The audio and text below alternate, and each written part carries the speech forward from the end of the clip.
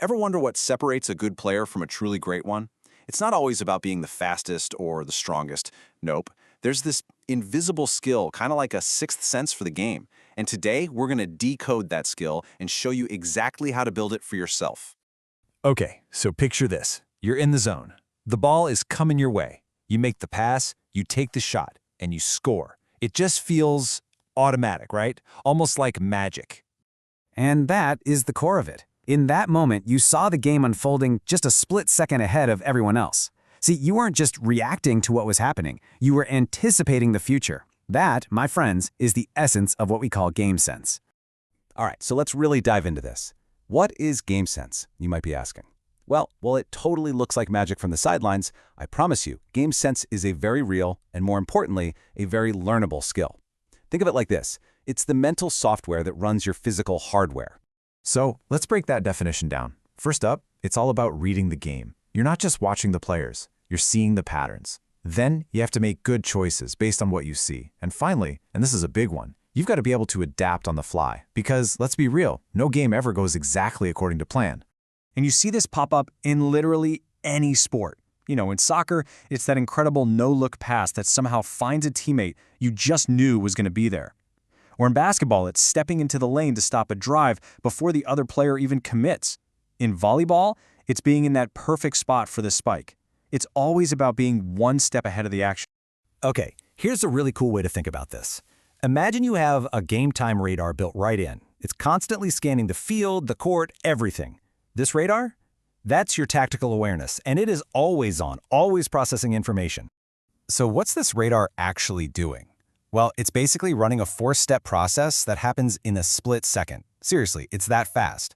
First, you anticipate movement. Then you evaluate your options, pass, shoot, hold. After that, you plan your response. And finally, you stay ready for anything. It's just this constant, super fast loop of seeing, thinking, and acting. And here's the crucial point. Good players adapt on the fly. Games are totally fluid, right? The score changes, the other team switches things up, and that internal radar is what allows you to adjust your own tactics instantly. So if you're ahead, maybe play a little more defensively. If you're behind, well, it might be time to take a few more calculated risks. Okay, so we've covered the what. We know what game sense is. The big question now is, how do you actually build it? Well, let's get right into 3 actionable steps you can start using in your very next game. All right, number 1, you've got to stop ball watching. I know, it's hard, but train your eyes to see the whole field. Where are the open spaces? Who's moving where? Number 2, you need to ask smarter questions after the game. It's not about did I play well, it's about analyzing your choices. And third, and this is a fun one, play different roles. Getting out of your comfort zone and seeing the game from a new perspective is a total game changer. Let's actually zoom in on that second point for a second, because it is so important. The quality of the questions you ask yourself, that determines the quality of your learning. Asking, did I play well, just gives you a yes or a no. We can do way better than that. So try asking yourself things like this. Where could I have moved differently on that play? Or, looking back at that specific moment, what was my best option? See, these kinds of questions force you to replay the game in your head and pinpoint those exact moments where you can improve. So why does all this even matter? Well, it's pretty simple. When you build your game sense, you make better decisions, you react faster, and you become a way better teammate. And honestly, it just makes playing so much more fun. You're not just reacting to the game anymore, you're actually influencing it. All right, let's bring this all home. We've talked about what game sense is, we've broken down that game time radar, and we've gone over 3 ways to build it. Now it's all about your next move. So I want you to think about the last game you played.